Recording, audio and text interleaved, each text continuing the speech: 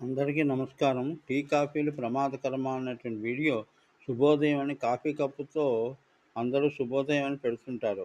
ప్రపంచం మొత్తం మీద కాఫీ, టీలు తాగిన వాళ్ళే పానీయంగా ఎక్కువ మంది ఉన్నారు. ఇందులో ముఖ్య పదార్థం కెఫీన్ అనేటువంటి శరీర ధాతువులపై మరియు హ్మ్, నాడీ మండలంపై ఎక్కువగా పనిచేస్తుంది. దీని ప్రభావం ఎక్కువే.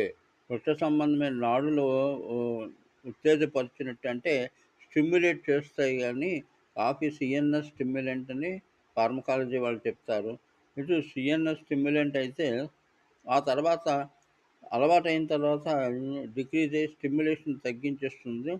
తర్వాత మలబద్ధకాన్ని పెంచుతుంది వస్తుందని చాలామంది డాక్టర్లకి తెలుసు దీనిలో ఏం జరుగుతుందన్నది. అయినా సరే పట్టించుకోరు. వాళ్ళేం మనుషులే కదా!